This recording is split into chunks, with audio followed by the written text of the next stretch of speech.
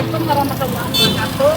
Saya Era Maya Soka, mahasiswi Magister Manajemen Pendidikan. Insya Allah hari ini akan mewawancara seorang entrepreneur, yaitu Khadijah dari Manajemen Muslim. Insya Allah akan kita wawancara bagaimana mulai dia merintis usahanya sampai saat ini. Nanti kita lihat ke dalam, bertemu dengan Mas Jafar. Ya.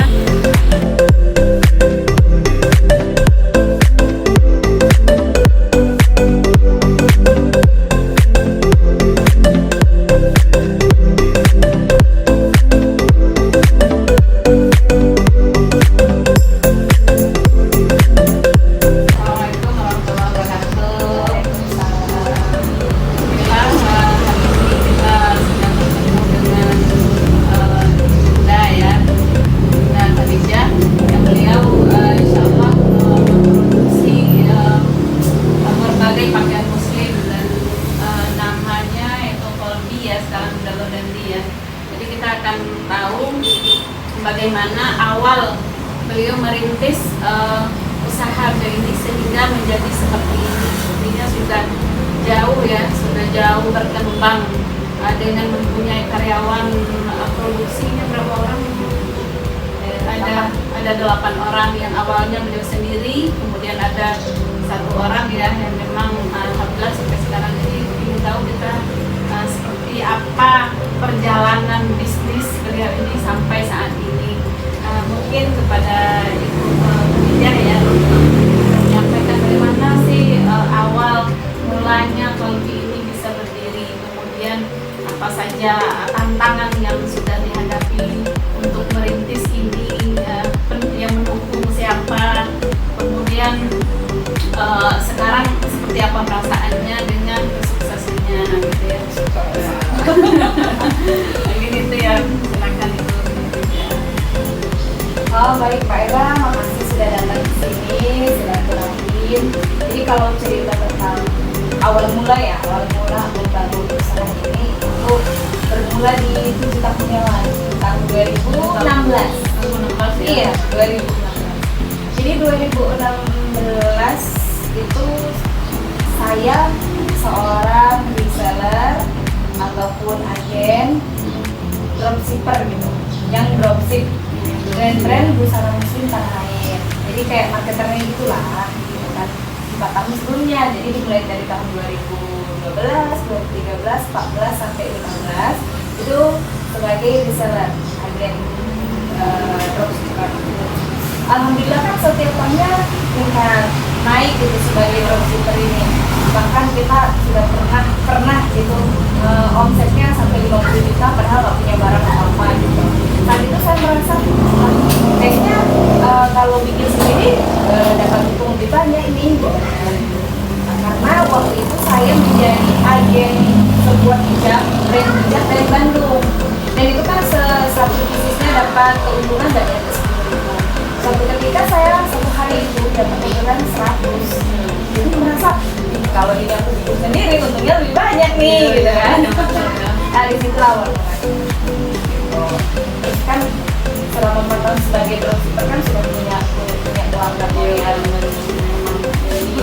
sudah punya pelanggan loyal, jadi beranilah membuat hijab pada saat itu. Hijab normal,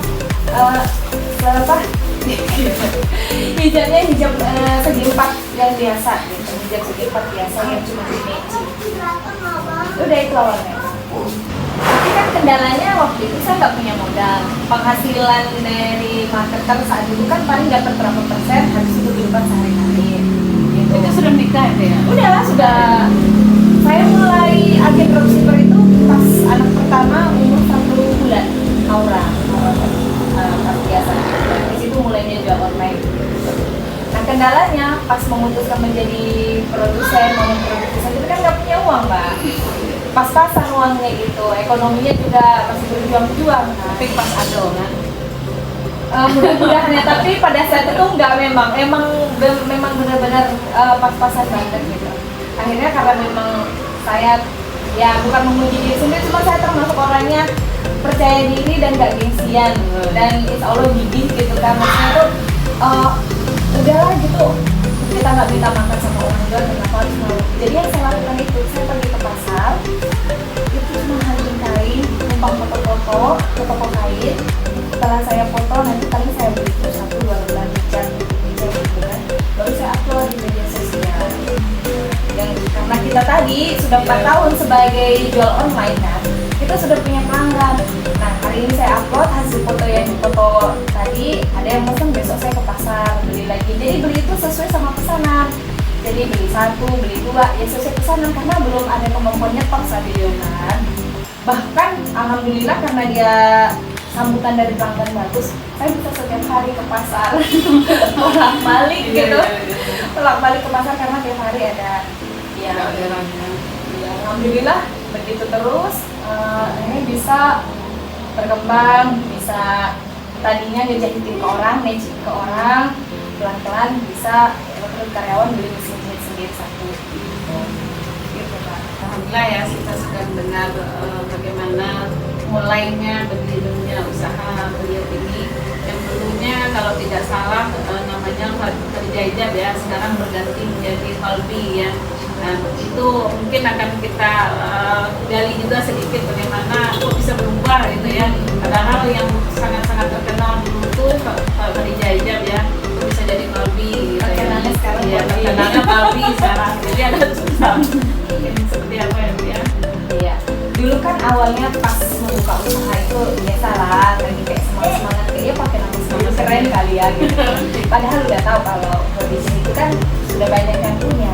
Jadi 3 tahun kita menggunakan Khadijah Hijab dalam 2016, 17, 18. Nah di 2018 akhir kita daftarkan HKI. Kan sebenarnya udah tahu bakal ditolak, kan udah umum banget kan namanya, udah banyak banget, dan memang bener nggak bisa karena sudah ada yang menggunakan di kelas yang sama, di kelas fashion. So nanti saat itu gantilah menjadi Qalbi, kita daftarkan Qalbi saat itu. Itu apa ya? Qalbi itu hatiku, ya kan produknya dibuat dengan hati gitu. Makanya jadi berubah di tahun 2019 di awal, di bulan-bulan April itu kita ganti menjadi Qalbi sampai sekarang. Karena ya perjuangannya tuh ada nggak apa namanya tuh titik mulai menurun, kemudian untuk memperjuangkan naik lagi ada nggak itu kendalanya atau memulus saja sampai sekarang jalan. Kayaknya kalau usaha mulus saja, kalau usaha yang kita sendiri perintisnya kayaknya jarang ada ya, kecuali usaha warisan. Termasuk Qalbi kan, kita karena kita rintis sendiri itu di tahun pertama itu tentunya tantangannya di modal, ya kan? Karena tadi modalnya itu muter-muter, dapat beli, dapat orderan beli gitu. Sampai waktu saya butuh modal kan, kita sebenarnya mengurusnya juga sebagai bentuk tobat dari riba. Dulunya sudah pinjam bank konvensional gitu kan, terus untuk memulai usaha, dan usahanya itu semuanya bangkrut alhamdulillah kan. Jadi saya bilang bahwa Khadijah Hijab saat itu bentuk taubat kita dari riba. Jadi benar-benar real berdasarkan modal dengkul lah bisa dibilang gitu, karena memang modal uang saat itu nggak ada gitu.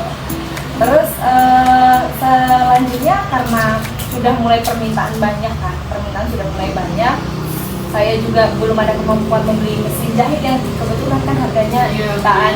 Tahun itu mungkin masih sekitar berapa kalau Neci itu 2,5 juta kali ya mesin Neci, sekarang yang 6 juta sudah kan.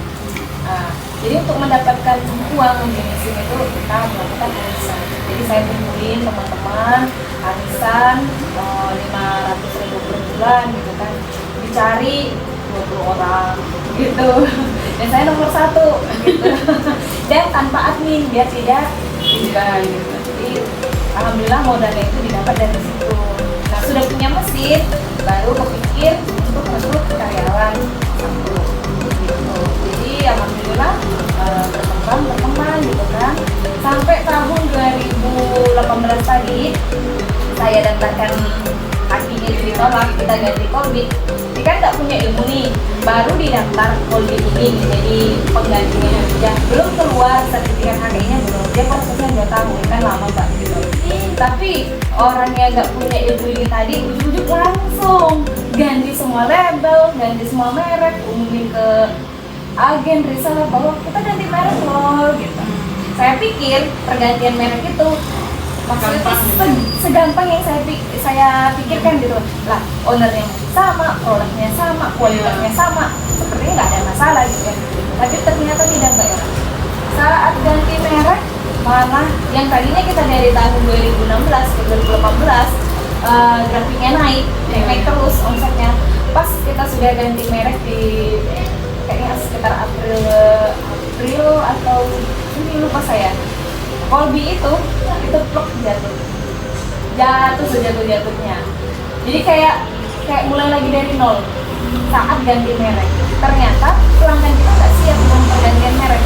Bukan hanya pelanggan yang ini, tapi juga jadi pergantian merek ini membuat omset benar-benar jatuh lah, jatuh sejatuh-jatuhnya gitu. Saya tuh sampai nggak nyangka efeknya seperti ini hanya dengan pergantian merek, padahal kan sama aja semuanya gitu, cuma label di kertas itu aja, ya labelnya itu aja yang berbeda. Ternyata agen reseller kita juga ada yang mengungkapkan kekecewaannya gara-gara pergantian merek ini sampai turun. Saya udah mikir kayak gini waktu itu, wah Mbak ini karena kondisinya mau udah kayak udah karyawan waktu itu sudah 7 saat itu sudah 7 waktu itu, mau mikirin gajinya aja, pas mau bayar gaji juga sudah habis semua modal untuk ngegaji gitu. Sampai di bulan 6 kayaknya, bulan 6 udah bener-bener wah ini kayaknya udah bangkrut ini, selesai nih, udah otak tuh nggak bisa diajak berpikir positif lagi. Memang kondisinya benar-benar kayak udah luar biasa lah Mbak Era waktu itu. Terus kan saya ingat impian saya itu mau mulai usaha ini, saya ingin umroh lewat usaha ini. Iya. Tapi ini usaha udah mau bangkrut, ya kan? Saya berpikir sebelum saya bangkrut, saya harus ke Mekah, saya harus umroh. Itu yang saya tanamkan saat itu kan. Pokoknya kayaknya saya udah nggak ada lagi yang bisa saya lakukan saat itu kecuali mau ngadu. Saat itu udah berada di titik apa gitu Mbak. Akhirnya pas udah gaji semuanya, sisa uang 5 juta. Sisa uang itu 5 juta, semua itu modalnya itulah semuanya. Tapi semua itu kan udah digaji. Akhirnya 5 juta ini saya serahkan teman-teman yang kayak travel Uno. Saya daftar. Mbak, saya punya duit adanya cuma segini, saya mau daftar 2 kursi. Saya sama suami. Terus beliau bilang kalau 5 juta ini cuma 1 kursi, kalau mau 2 kursi kan 10 juta. Yaudah gini aja, tak pegang dulu duitnya, nanti kalau udah 10 juta baru sama-sama didaftarkan, ya kan gitu kan. Oh baiklah, udah serahin semua Mbak duit ini. Karena kan sudah aman, semuanya udah dibayar kan, tinggal mikirin sebulan ini lagi kan. Udah serahin yang 5 juta. Qadarullah atas izin Allah, orderan mulai berdatangan. Amin. Seragaman. Jadi seminggu saya ngumpulin 5 juta lagi, serahin lagi yang 5 juta gitu kan. Waktu itu saya daftar umroh yang paling murah. Itu saya daftar itu di bulan 7. Saya hubungi orangnya. Umroh paling murah itu mau bintang 3, bintang 1 nggak apa-apa. Yang penting nyampe ke Mekah ya. Tadi bilang bulan 9. Bulan September itu paling murah di 22,5. Ya udah saya ambil lagi gitu. Udah Pak, ternyata sebulan sebelum berangkat harus lunas. Saya kan harus dari berapa tuh? 45 juta ya. 45 juta itu baru untuk ongkosnya aja kan. Udah. Sebulan sebelum berangkat harus lunas. Artinya di Agustus. Iya kan? Ternyata nggak lunas. Saya nggak bisa berangkat jadinya karena kita nggak bisa ngelunasinya di bulan Agustus itu. Akhirnya sama beliau ya udah naik ke bulan 10 aja gitu. Bulan 10 ongkosnya jadi 28,5 Pak. Iya, naiknya kan bagi kita yang nggak punya uang kan besar ya kan, besar ya. Tapi mau nggak mau yaudah nggak apa-apa kayak gitu, udah nggak apa-apa. Akhirnya Allah tetap kasih jalan, kasih kemudahan, akhirnya bisa lah memenuhi keberangkatan 10 bulan. Gara-gara travelnya sendiri yang mundur akhirnya di bulan 11. sampai kita berangkat bulan 11. Nah itu kondisinya kan semua modal udah dibuat untuk umroh tuh. Iya kan, berangkat bulan 11 akhir. Itu modal sudah digunakan untuk umroh, nggak ada lagi. Sementara saya punya tim, punya karyawan yang harus saya tinggal di sini bekerja. Nggak begitu juga saya suruh mereka libur kan, mereka juga butuh uang. Gitu. Tapi karena nggak ada bahan yang mau dijahit nih ceritanya kan, terus tak bilang, Dek, selama 12 hari kata pergi, kalian olah kain perca aja, jadikan masker atau jadi souvenir, terserah mau jahit apa aja, yang penting kalian jahit olah kain perca gitu. Jadi saya Desember pulang, jika ceritanya Desember saya pulang, saya lihat bukan maskernya udah banyak, masker kain kan. Saya mikir waktu itu apa masker ini agak nyesal gitu kan, ya Allah sayang banget tenaga mereka 12 hari, padahal kalau saya beli satu burung aja mungkin cukup sebenarnya bisa ngerjain beberapa jilbab gitu kan. Ya manusia ya, kita tuh kayak gitu manusia kan. Udah setiap lihat masker itu apa masker sebanyak ini gitu kan, untuk bonus belanja juga kebanyakan gitu. Kadang dulu kan bulan 2 Covid. Dan Masya Allahnya itu disitulah ini. Ternyata Allah jawab doa kita saat itu, terus ditunjuk Allah ini loh untuk masker. Di bulan 2 2020 masker medis susah didapat ya kan. Akhirnya orang beralih ke masker kain. Kita termasuk pemain awal di masker kain karena sudah ada kan, sudah ada itu. Ngelihat tumpukan masker saat itu udah ngeliat uang udah tak videoin, ludes hari itu juga sebenarnya. Dan Mbak Era juga tahu kan kemarin kita cari tambahan penjahit karena masih terus orderan sampai ribuan masker kan, sampai kita nambah 5 penjahit waktu itu untuk ngerjain masker. Alhamdulillah Allah jaga lah istilahnya, masker itu terselamatkan atas izin Allah lewat masker kain. Padahal itu cuma kain-kain perca ya, Iya, yang orang yang biasanya sudah dijual atau sudah diapain itu. Dan pada saat itu saya jualnya 10.000 satu loh Mbak Era. Mahal itu. Iya, kita kan main kualitas.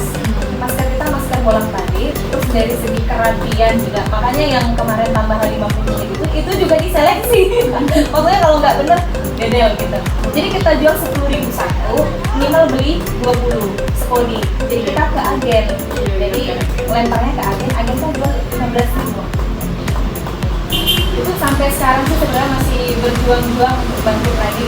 Sudahlah jatuh karena pergantian merek, terus dihantam pandemi lagi. Dan kita bersyukurnya sampai sekarang alhamdulillah masih bisa bertahan gitu. Bahkan tim juga masih bisa bertahan tanpa dirumahkan, tanpa dikurangi gaji. Karena sekarang sudah ini berarti ya, sudah aman lah kondisinya kalau saat ini. Apanya yang aman sih orderannya? Enggak juga. Kita masih pada tahap berjuang-juang juga pemulihan gitu. Pemulihan dari yang Iya, semua yang lama masih belum. Kalau di 2018 itu titik tertinggi kita, saya belum mencapai itu di sekarang. Karena di 7 tahun ya, saya usaha paling tinggi omset saya itu tahun 2018. Apalagi sampai sekarang berapa bulan ya? bisa sampai ratusan juta. Per bulan dari yang waktu itu ya? Iya, 80 gitu. Kalau 60 juta berarti udah jatuh banget. Begitu dulu kan. Kalau untuk level sekarang ini berapa? Kalau sekarang ini rahasia. Yang jelas belum mencapai Belum mencapai yang belum mencapai ya, apa yang semuanya kondisinya gimana ya, alhamdulillah masih bisa bertahan sejauh ini itu sih. Kita masih modern bertahan. Sekarang enggak, yang freelance juga, yang datang ke sini apa, yang ngebantu misalnya kalau dibutuhkan bantu kayak ngaji, bawa cerita tuh ada juga. 2 orang berarti 8 orang ya? Enggak, 10. Memang yang memang gaji per bulan punya itu 8 orang. Iya. Kalau ya sampai saat sekarang ini stok-stoknya ya. Ini juga buat sendiri kan? Iya. Ini stoknya di sini, di samping ada.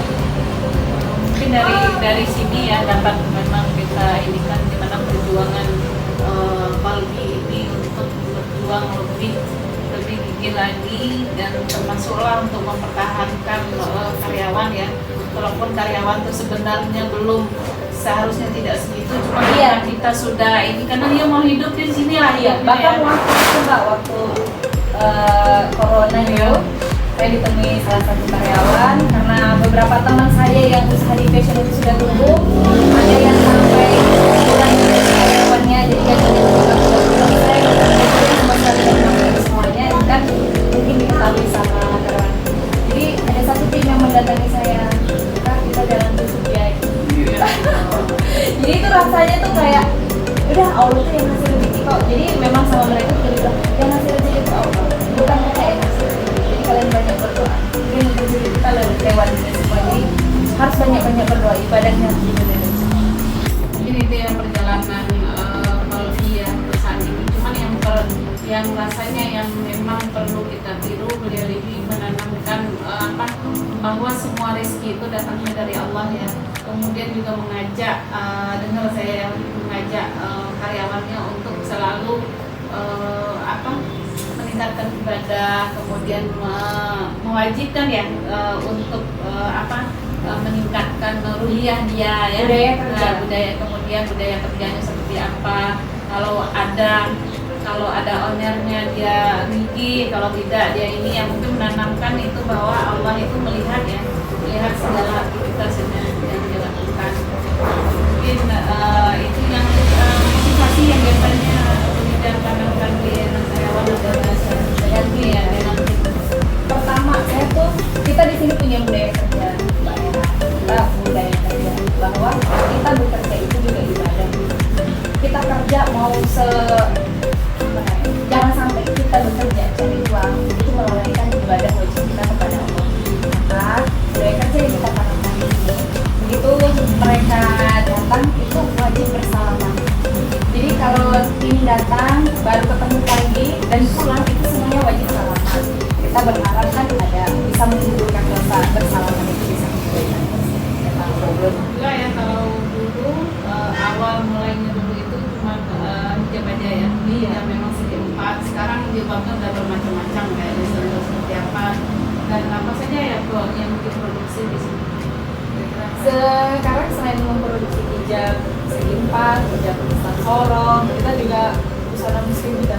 Tapi muslim bagi perempuan kayak celana muslimah sama gamis kuning, rok. Yang paling laris kira-kira kalau saat ini hijab segi 4 sama rok gel. Yang lagi naik daun rok gel ya. yang lagi jauh sekarang ya. Alhamdulillah ya, itu perjuangan dari awal Palvi ini berdiri sampai saat ini. Alhamdulillah juga memberikan dampak positif ya kepada karyawan, kemudian kepada lingkungannya, di mana lingkungan di sini ini lingkungan yang memang ini ya pas dengan persimpangan jalan ya, apa namanya nih? Di tempatnya strategis. Ya, tempatnya sebenarnya kalau untuk tempat offline nggak ngaruh Mbak, karena ya. kita jualnya online. Jadi jarang juga orang ke sini ya. Jadi yang memang Ramadan mungkin ya. Ramadan taruhlah. Karena kita dari awal memang fokus kita jualnya online. Jadi kalau penjualan kita itu 95% itu online. Online ya, 10% cuma 5% itu Subhanallah ya, alhamdulillah sampai saat ini masih berjuang untuk mensukseskan lagi. Semoga ini yang menjadi amal ibadah juga ya bagi yang order untuk pakai hijab ini. Mungkin itu saja. Terima kasih kepada Ija untuk meluangkan waktu untuk memberikan cerita ya, berbagi cerita bagaimana sampai saat ini perjuangan beliau. Tentunya juga yang harus kita tiru kemudian ya, kemudian tidak putus asa ya untuk mencapai walaupun jatuhnya sedemikian rupa, tapi semua diserahkan kepada Allah. Mungkin itu saja. Selamat dan sukses lagi ya. Amin. Kasih Mbak. Kita melihat tempat produksinya, subhanallah. Coba lihat dari itu ada struktur perusahaannya, kemudian ada visi-misi, kemudian bisnisnya juga ini ya, juga tertata seperti yang rapi, memang luar biasa. Dan juga ini